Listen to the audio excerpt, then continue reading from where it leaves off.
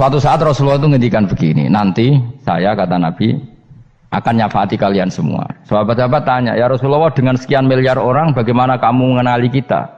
Terus Nabi ngendikan gini, jika kamu punya unta dengan tanda tertentu, saya ulang lagi, jika kamu punya unta punya tanda tertentu, dalam jidatnya ada begini, dalam tangannya ada gini, dalam kakinya ada gini, maka apa kamu bisa membedakan untamu dengan unta orang lain? Ya bisa ya Rasulullah, karena unta kita khas.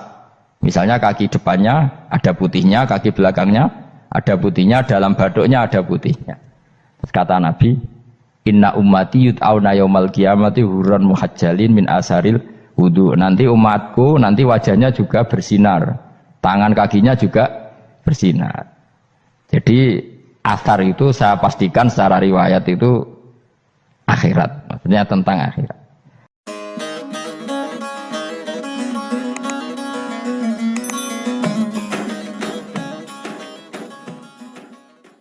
Yes ngono dunya biasa wae, urip wis biasa wae. Mesti biasa wae, penting saleh, di hati saleh, rezeki wis minawos, wae taluk wae pangeran, ora usah sok suci, ora usah sok bener dhewe biasa wae. Dunya wis kabeh kersane napa? Pangeran. Ya sudah seperti ini. Yang saleh kaya Salabah malah akhirnya suul khotimah, padahal dulu disebut hamamatul masjid, tukang iktikaf. Gak tahu mulai ke masjid, tapi akhirnya suul khotimah. Wahsi sing mateni kekasih Nabi, rupane mateni Hamzah ditakdir husnul khotimah. Makanya donga ya muqallibal qulub tsabbit qalbi ala dini. Kita tidak pernah tahu. Nah, kenapa kalau saya ngaji PD? Mereka aku muji pangeran, saya tidak pernah mikir awakku, tak penting awakku, penting muji pangeran. Ngaji itu artinya kan muji pangeran, muji ilmune pangeran, ya sudah selesai. Itu anakku itu donga iku mikir awakmu dhewe. Mulane donga mek ngaji ku derajate dhuwur ngaji. Mergo ngaji muji pangeran, nak donga mikir awake dhewe. Makanya masyhur itu ada dua kelompok di masjid, yang satu diskusi halal haram, yang satu berdoa. Nah, terus Nabi keluar dari rumah berdiri, sempat ragu, saya kemana? Terus akhirnya Nabi ngendikan mereka itu berdoa, kalau Allah mengabulkan ya disembadani. Tapi mereka belajar halal haram. Itu perintahnya Allah, saya sebagai Nabi. Terus akhirnya Nabi gabung kelompok yang belajar halal haram. Karena belajar halal haram artinya ingin menghidupkan hukumnya Allah Ta'ala. Tapi nak wong donga kepingine iku kabul kajate. Intine mikir awake dhewe. Makanya saya termasuk ulama yang jarang berdoa. Tapi ya berdoa tapi kadang-kadang. Nah kowe kan gak kontribusi ning agama ora pati ya ndonga. Oh dasar murahan. Ya tapi piye mulang ya ora payu. Jadi kadang-kadang kula dibantah. Lah jenengan mulangi payu Gus. Lah kula ora payu, ndonga-ndonga ngono. Ya tapi aku ngerti pangeran ora bakal nyembadani barno ora Gus. Pangeran ya paling ya sedikit sithik ngono cukup umum. Kula termasuk orang yang enggak setuju ya kalau orang sholawatan terus berlebihan tapi khidmah ini Nabi kurang. Maksudnya gini loh, sholawatan berlebihan ya. Redaksi sholawat tentang Nabi itu kecil.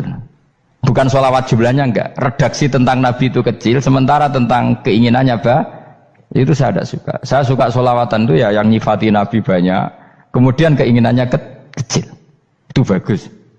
Kayak Ihya itu, kayak Ihya Abdul Hasan Asadili itu, kalau dongo itu jaluk mau swidik paling baris paling terakhir. Misalnya gini, Nahmaduka ya man huwa la ilaha illa anta ar-rahmanur rahim, itu langsung in sampai nyifati Allah itu 99.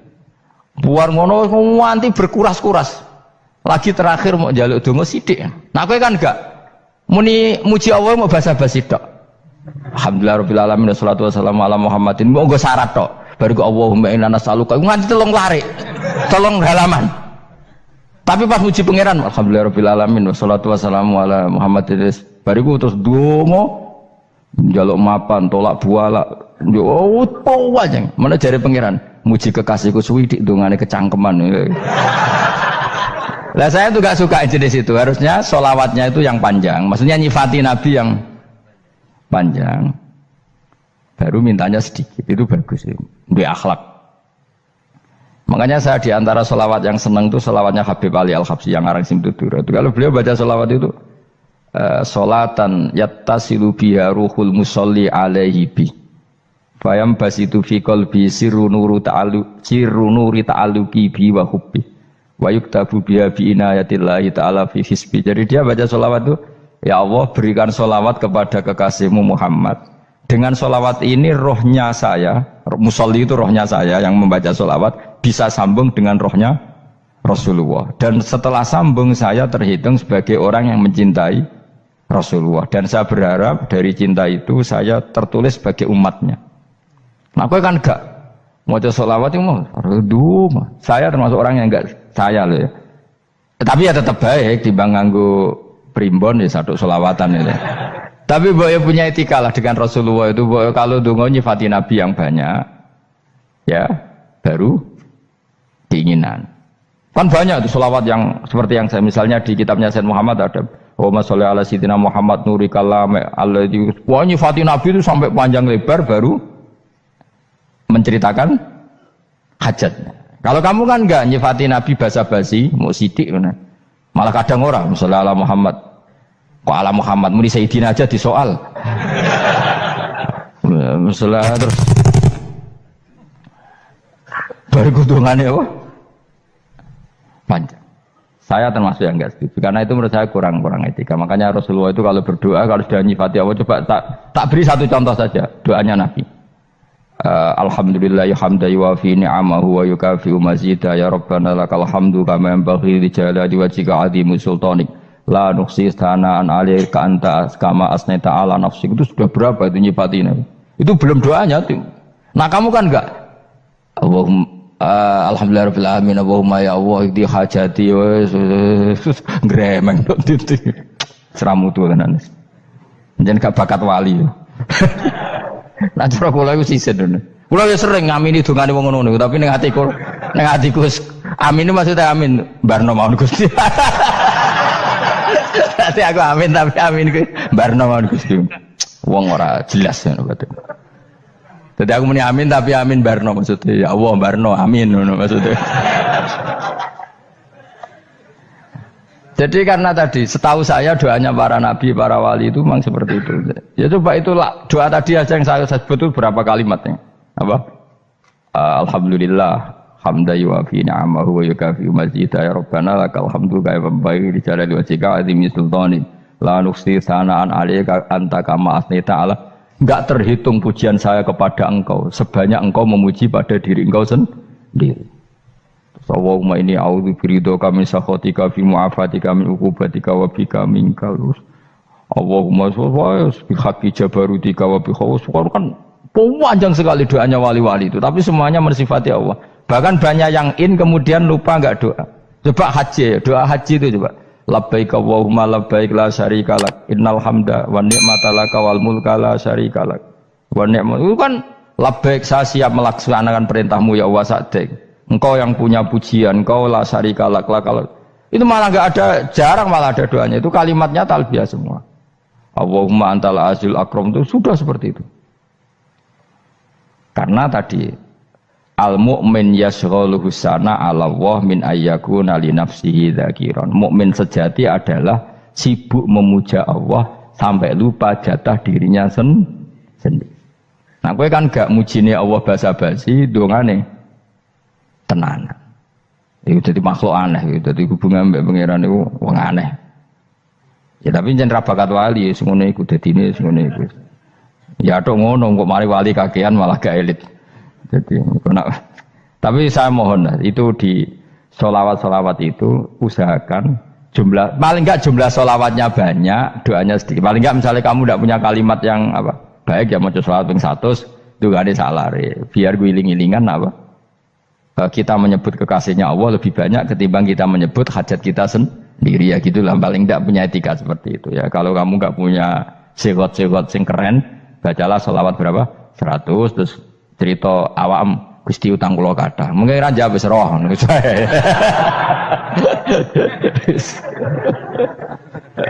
Tapi kan kita menyebut kekasihnya sampai 100 nyebut utang bisa. No coba nyebut kekasih bisa nyebut utangnya satu. Berarti yang kemudian ditakoki pangeran, kowe nyebut kekasihku piro pisan, nyebut utang 100 dasar rayu utang ngono-ngono kan. Ya ada, saya termasuk orang yang enggak setuju tadi.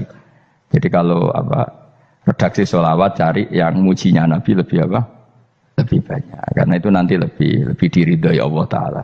Coba Allah sendiri kalau nyebut nabinya tuh Hitung saja. Laqad ja'akum rasulun min anfusikum. Jadi rasulun min anfusikum, seorang rasul yang sejenis dengan kamu. Terus azizun, orangnya sangat terhormat. Alaihi ma'anitum, rasul ini siap menanggung apa yang kalian tidak mampu. Kowe ra bakal mlebu swarga barokah syafaate Nabi akhir mlebu swarga. Kowe ra kelar korban, Nabi tahu ngorbankan kita semua. Dokha Rasulullah bikabsaini, terus hada an ahli wa hada amman lam yudokhi min mati. Ini alihima anittum, Nabi menanggung apa yang kalian berat. Azizun, Nabi itu ali, terus harisun alaikum, Nabi sangat berkomitmen menyelamatkan kalian. Haris itu keinginan yang berlebihan, itu jenis apa? Haris, kiai kuno namanya ini ngungseng, keinginan yang over. Nabi itu sangat berkeinginan kita ini maslahat. Terus bil mu'minina raufur, Allah yang dat yang super saja, kalau nyebut nabinya nyifati sebanyak itu. Ada ayat lagi misalnya, Rabbana wab'ats fihim rasulam minhum yatlu alaihim ayatika. Muhammad itu siapa? Seorang rasul yang membacakan ayat-ayat Allah. Wa yu'allimuhum, seorang rasul yang mengajari mereka Alkitab wal hikmah. Wa yuzakkihim, seorang rasul yang membersihkan akhlak-akhlak kita. Jadi artinya Allah punya tradisi kalau nyifati rasul itu banyak. Juga nyifati orang-orang sekeliling rasul. Makanya menurut saya madhab Syiah itu enggak pas, karena Allah kalau nyifati Rasulullah itu jika nyifati orang-orang di sekeliling Rasulullah, dan itu dengan pujian, yaitu Muhammadur Rasulullah walladzina ma'ahu asyidda walal kufar ruhama'u bainahum tarahum ruk'an sujada yabtawuna fadlan minallahi warid wa nasimahum fi wujuhim min atharis sujud. Itu kan panjang sekali, dan orang-orang sekeliling Muhammad adalah begini. Kayak apa Allah muji para ashabu Rasulillah? Masa kita ikut kelompok yang menghina ashabnya apa? Rasulillah. Makanya kita tetap madzhab ahli sunnah apa? Wal jamaah, yaitu mencintai semua sahabat. Karena Allah saja yang Tuhan mensifatinya dengan sehormat itu. Mensifati apa? Ashabu Rasulillah. Disifati orang-orang yang saling kasih sayang sama orang mukmin. Tarahum ruka'an, sujud dan komitmen hidupnya untuk rukuk dan sujud. Si mahum fi wujuhim min asari sujud. Sudah asari sujud tidak usah diterjemah, nanti sensitif. Cuma setahu saya asar sujud itu nanti setelah di akhirat orang sering sujud itu jabahnya itu ada nurnya. Tapi kalau ada yang nafsirkan asari sujud itu warna tertentu ya semboy, itu sensitif. Yang jelas asari sujud itu ya sudah seperti itu. Seneng kamu kok hasut. Kowe nyen provokator, nak ono apa ya? Ada hal yang begitu terus mau berlebihan. Uteke ya khisimun. Nah, kula ora ada kepentingan pokoknya ayat si mahum fi wujuhim min athari sujud, bahwa dalam jabahnya itu ada asaris sujud. Itu masyhur kan, saya terangkan ya, tapi kowe aja sensitif loh, biasa wae. Suatu saat Rasulullah itu ngendikan begini, nanti saya kata Nabi akan nyafaati kalian semua. Sahabat-sahabat tanya, ya Rasulullah dengan sekian miliar orang bagaimana kamu mengenali kita? Saya ulang lagi, suatu saat saya nanti akan nyafaati kalian karena saya kenal kalian. Maksudnya di akhirat. Ya apa? Di akhirat. Terus sahabat tanya, ya Rasulullah bagaimana engkau mengenali kita sementara nanti di akhirat bermiliar-miliar orang gitu. Terus Nabi ngendikan gini, jika kamu punya unta dengan tanda tertentu, saya ulang lagi, jika kamu punya unta punya tanda tertentu, dalam jidatnya ada begini, dalam tangannya ada gini, dalam kakinya ada gini, maka apa kamu bisa membedakan untamu dengan unta orang lain? Ya bisa ya Rasulullah, karena unta kita khas. Misalnya kaki depannya ada putihnya, kaki belakangnya ada putihnya, dalam baduknya ada putihnya. Terus kata Nabi, inna ummati yut'auna yaumal qiyamati hurran muhajjalin min asaril wudu. Nanti umatku nanti wajahnya juga bersinar, tangan kakinya juga bersinar. Jadi asar itu saya pastikan secara riwayat itu akhirat, maksudnya tentang akhirat. Tapi bahwa yang di dunia ada yang memulai asar itu nggih monggo mawon. Loh itu bagus kan, artinya ekspresi percepatan. Tidak apa-apa loh, daripada kok kowe ora jelas ini gitu. Maksudnya ya orang ngetok kowe pancen jarang sujud tenan. Wis ora usah sensitif, tapi yang jelas ya nanti. Ya sampean kiamat ruang samu. Nanti hisab itu nanti kalau hitung hanya sekitar 3 jam. Hisabnya sak dunia itu hanya sekitar, karena malaikat itu tidak kesulitan sama sekali. Tak warai ya. Ini nggak akan salah saya dalam hal ini karena riwayatnya sahihah. Kenapa hisab itu hanya butuh rubu'un nahar, seperempat dari siang enggak? Anggap saja siang itu 6 jam atau 12 jam itu aja terserah. Kalau 12 paruhnya kan 6 ya. Seperti seperempatnya berarti 3. Itu gini. Jadi nanti di mahsyar itu kan yauma tabyaddu wujuh wa taswaddu wujuh. Yaudah yang kafir itu kelap, hilang. Wajahnya, tubuhnya semuanya gelap. Yang mukmin itu semuanya terang. Jadi sudah yang tabyaddu wujuh wa taswaddu wujuh otomatis terus nyingkap. Terus pergerakannya itu delala yang tabyaddu wujuh itu ke kanan, yang taswaddu wujuh ke kiri. Maka kamu jangan punya sinar yang kelap-kelip. Nanti kena bego yang karena nggak jelas tadi. Maka kamu harus sinarnya yang sejelas-jelasnya. Ghurran muhajjalin min asaril. Bila perlu nur kamu sampai menembus langit saat itu. Makanya ketika orang mukmin sudah nurnya ada di muka, ada di tangan, masih ngendikan Rabbana atmim lana nurona karena takut masih kena bego tadi. Karena kalau hanya wudhu tok, sikil tok kan bayangkan di miliaran orang kan bisa agak kelihatan. Tapi kalau nurnya sampai nembus langit kan, itu siapa kok nurnya sampai kan malaikat langsung tahu. Lane hafal Quran, alim kan insya Allah nurnya itu. Sama zaman itu masih berdoa, Rabbana atmim lana, sempurnakan nur kami. Karena nanti identifikasi malaikat berdasar tadi. Kalau ada nur berarti diletakkan ashabal yamin. Kalau nggak ada nur, ashabal shimal. Nah malaikat yang dibawa bigo itu kira-kira detail nggak? Dugaan saya kalau kelap-kelip pasti kena simal. Wah ini partai kiri mesti kan. Pemenang yang wudhunya mau dulet sirah tok sidik. Karena anak madzhab Syafi'i. Sebetulnya meskipun tuh sebaiknya kalau basuh sirah itu kabeh ben ora kelap kelip mana-aneh pepesan terus dulat-dulit tok. Mau iku soben ya itu kelap-kelip. Ya sudah ya. Setelah itu kata ngendikane pangeran yu'raful mujrimuna bisimahum fayukhadu bin nawasi wal aqdam. Orang-orang pendosa kelihatan maka diletakkan di kiri. Nah sama yang orang-orang baik simahum fi wujuhim min asari sujud. Jadi ayat itu jelas tentang akhirat. Tapi kira usah terus merovokasi. Seneng kamu kok ya khisimun maksudnya provokator gitu. Jadi nanti yang mukmin jelas nurnya. Lah nur ini nanti dengan kadar iman kamu, perilaku kamu. Ada yang kelap-kelip, ada yang. Nah, yang kelap-kelip ini yang kena bigo itu tadi. Nanti setelah kena bigo ikut ashabis simal, yang kelap-kelip disortir lagi malaikat yang bagian detail kan ada nanti. Nah, ini terus ditubir neraka. Yang kafir benar-benar neraka, yang ini ditubir neraka. Nah, itu nanti ini yang ngel-ngelo Kanjeng Nabi digoleki ya ini itu. Mana sakit Kanjeng Nabi, mana ono kiai soleh darani, nek iso soleh dhewe sakit Nabi mergo terus goleki endi umatku sing kelep-kelip terus dicari disyafaati. Ya imma langsung dituruti Allah wa imma diumbasine neraka. Ya terserah rencanamu piye kono kowe. Tapi yang jelas apa? Kiamat itu cepat sekali karena tadi ada identifikasi tadi. Makanya hanya cukup 3 jam karena tadi yang jelek kelihatan jelek, yang baik kelihatan baik. Makanya cepat. Ya araful mujrimuna bisimahum, orang pendosa dikenali lewat alamatnya yaitu taswaddu apa? Wujuh. Kalau orang baik dikenali lewat tabyaddu wujuh. Nah terus setelah nyingkir, ini ngono tak warai kiamat. Setelah nyingkir itu faduri babenahum bisuril lahu bab. Setelah tersingkir tadi terus lalu ada pintu penghalang, pintu pemisah.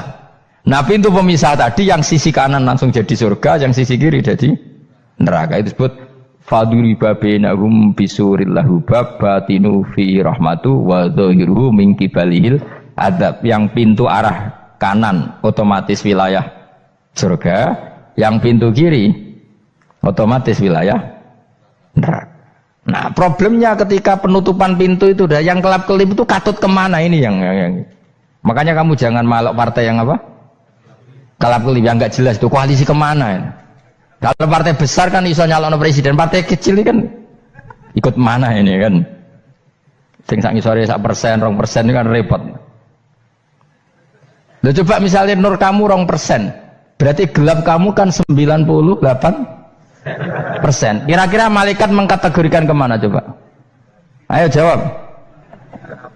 Gelak loh, kode semangat Pak. Padahal itu bagian dari kamu. Kalau satu tubuh itu sinarnya hanya 2%, kira-kira kategorinya itu partai gelap, partai terang. Kode semangat kok ada ini. Berarti kegaruk kemana? Kiri. Tapi bisa saja malaikat cara berpikir gini.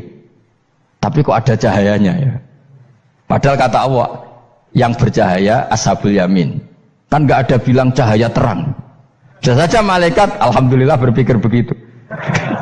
Ya nanti kita rayu saja supaya berpikir ini kan yang penting ada cahaya. Kan Allah tidak bilang terang apa kelap-kelip. Ya mungkin saja asal ada cahaya dikategorikan lahu nur, punya apa? Nur. Tapi yang jelas saat itu pun yang sudah punya cahaya masih berdoa Rabbana atsmim lana nurona, ya Allah saya mohon sekali nur-nur kami sempurnakan. Jadi ini saya bantu teman-teman yang hafid supaya tahu maknanya ya, dan yang nggak hafid ya dengar ya. Kalau nur itu penting, makanya Nabi itu kayak apa? Nabi itu orang super itu kalau ngendikan wa almin fauqi nuran wa min tahti nuran wa an yamini nuran wa an simali nuran, sampai terakhir Nabi masih mendoa untuk dirinya waj'al li nuran, dan semua tubuh saya jadi nur. Jadi Nabi sudah gitu kan, ya Allah jadikan sisi depanku nur, belakang kami nur, kanan nur, kiri nur, terakhir itu apa? Waj'alni nuron, dan doa semoga semua tubuh saya jadi nur. Itu termasuk doa yang sering saya baca. Karena saya takut kelap-kelip tadi, ini bahaya ini kalau malaikat. Saya tidak tahu cara berpikir malaikat tadi, apa ngitung 98% maka dikategorikan apa? Gelap, apa dihitung nurnya saja? Wong instruksinya Allah kan yang ada nur ashabul yamin, meskipun kelap-kelip kan punya nur. Saya tidak tahu nanti ikut 2% ikut mana kalau di partai koalisi itu. Ya, ikut yang menang biasanya, ikut yang apa? Ya paham ya, makanya saya mohon kalau wudhu itu usahakan sempurna, terutama wudhu sholat. Kalau nggak wudhu sholat itu sebaiknya nggak sempurna, supaya ada bedanya wudhu sholat sama wudhu tidak sholat. Rasulullah itu masyhur gitu ya, Rasulullah itu kadang tawaddu'a wudhu'an khafifan, wudhu yang sederhana, yaitu hanya sekali-sekali dan tidak sempurna. Ketika ditanya as-sholat ya Rasulullah, tidak. Misalnya saya habis makan, mau tidur, biasanya ya wudhu, tapi tentu tidak perlu sesempurna kayak wudhu sholat, biar ada bedanya. Rasulullah juga gitu, beberapa kali beliau wudhu, tapi tidak sesempurna wudhunya untuk sholat. Masyhur itu di riwayat tawaddu'a wudhu'an khafifan duna wudu'ihi lis sholat. Tapi kalau wudhu untuk sholat asbaghal wudhu, menyempurnakan wudhu. Jadi supaya ada bedanya wudhu sholat dan wudhu tidak sholat. Saya gak wong sore ngaji podo kabeh. Abu Bakar ya gitu.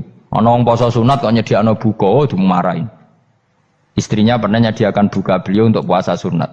Itu embernya dipecahi Abu Bakar. Ditanya kenapa gitu? Apakah kamu akan menyaingi Ramadan? Jadi gak boleh memperlakukan puasa sunat kayak Ramadan. Ya biasa saja kalau puasa sunat tuh wah buka kolak apa Ramadannya ya iri tuh, ini gimana kok saya disaingi ini. Jadi kabeh itu ada proporsinya, ada apa?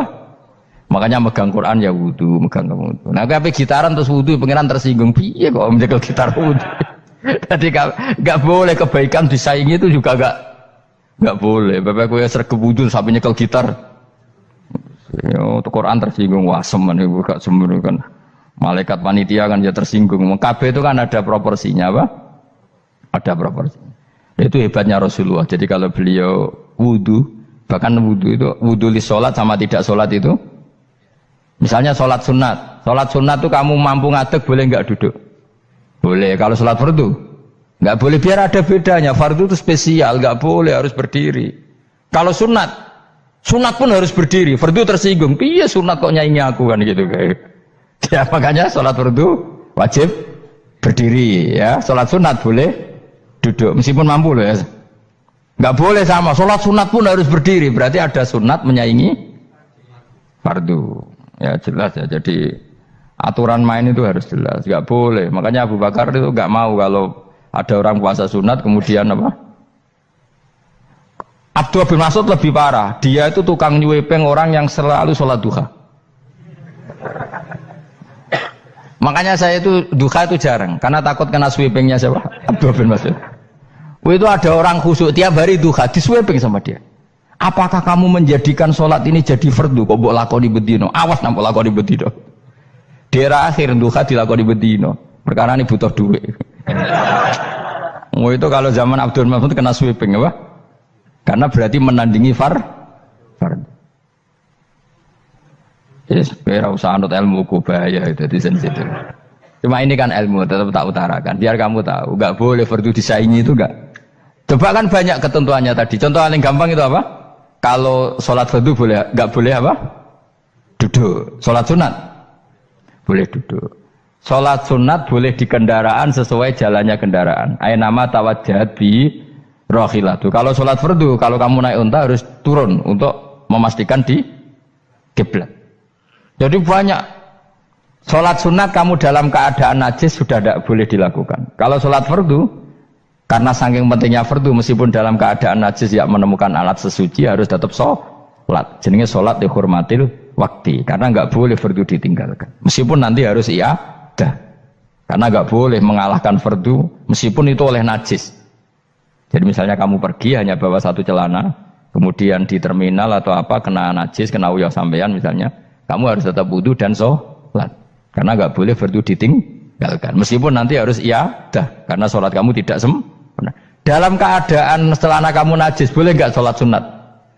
Oh nggak boleh, karena kalau fardu itu darurat, memang sesuatu yang harus maka dilakukan. Tapi kalau kamu dalam keadaan nggak suci, nggak boleh melakukan sholat apa? Sunat. Karena fardu itu spesial apa? Spesial. Bun kalau terus nol. Wamtazul yauma ayyuhal mujrimun. Ya, jadi orang mujrimun harus terpisah dari orang apa? Mukmin. Dan yang keharusan itu ketika di surga. Tapi kalau di dunia ya boleh muamalah boleh. Ya muamalah yang halal maksudnya. Infaridu tegese misau sira kabeh ana mukminin sing pira-pira mukmin indahtilatihim. Nalikane campure kufar utawa al mujrimin bihi lan al mukminin. Utawa rujuke balik boten napa. Maksudnya rujuk itu bolak-balik gitu sama indahtilatihim mukminin bihim lan kufar atau kufar yang mukminin. Alam ahad ilaikum ya bani Adam. Alam ahad ana ta ora merentano ingsun ilaikum maring sira kabeh. Amurkum tegese ana ta ora merentano ingsun kum ing sira kabeh ya bani Adam ya bani Adam. Ala lisani rusuli ing atase lisane para utusan-utusan ingsun. Bukankah saya telah merintahkan kamu wahai bani Adam Allah ta'budu setan. Yen ora menghamba sira kabeh asetan ing setan. Ngendikane pangeran kowe ijek kanut setan cek nemen nih. Bukankah sudah saya perintahkan kamu tidak boleh diperbudak napa setan. Maknane la tutiu tegese aja taat sira kabeh ing setan. Inna sak temene setan laku maring sira kabeh aduun musuh mubinun kang jelas. Bayyinul adawati banget musuhane. Lah setan musuhmu kok malah mbok nut bocah kok sarap ngono. Karwan musuh kok di anut ya pangeran mergo Allah wali fid dunya wal akhirah. Wa ani buduni lan yen to nyembah sira kabeh ni ingsun. Wa anstune kelakuan budu nyembah sira kabeh ni ingsun wahidu tegese nglakoni tauhid sira kabeh. To mengesakno sira kabeh ni ingsun. Wa ati ulan to atau sira kabeh ni ingsun. Harusnya kita hanya ibadah ning Allah Subhanahu wa taala karena Dia yang menciptakan kita, tempat kita kembali. Setan itu tidak siapa-siapa. Makhluk yang hina, yang lemah. Kok kowe malah taat. Taat ya ning gone zat sing super, sing gawe kita, sing memberi rezeki kita dan zat yang kita kembali. Hadza utawi iki marane taat ning Allah taala. Hadza ay al madkur min taatillah ku siratun ku dalan tori kontek sedalan mustaqimun kang